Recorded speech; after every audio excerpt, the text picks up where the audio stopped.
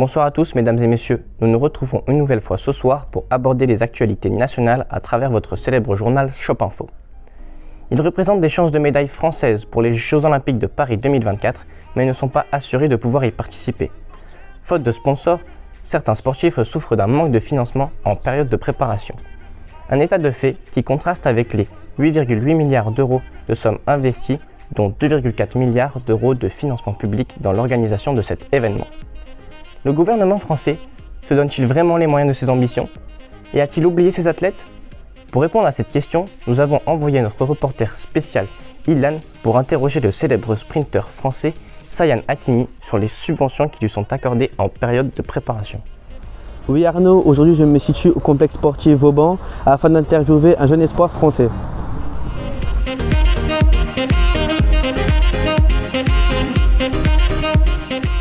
Bonjour Sayan, aujourd'hui nous sommes venus à votre rencontre car vous êtes un sportif de haut niveau qualifié pour les épreuves du 100 mètres et du 200 mètres à Paris, aux Jeux de Paris. Alors oui, effectivement, je suis un sportif de haut niveau, mais malheureusement je ne suis pas comme les footballeurs professionnels, c'est-à-dire que je ne suis ni célèbre ni riche. Mais comment financez-vous votre carrière? Eh bien c'est moi qui finance ma carrière, notamment grâce à mon métier de kinésithérapeute que je pratique en parallèle de mon activité sportive.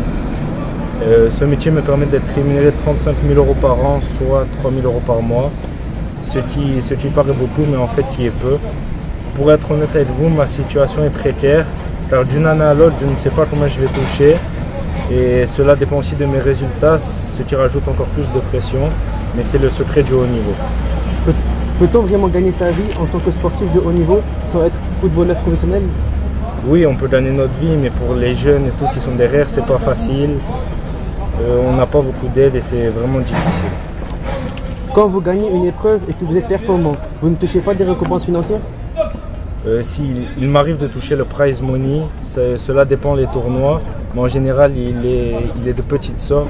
Pour preuve, l'année dernière j'ai fait un meeting en Pologne où le vainqueur a gagné 150 € et une boîte de chocolat, ce qui est peu. Pensez-vous que la Fédération française en fait assez pour le sport français?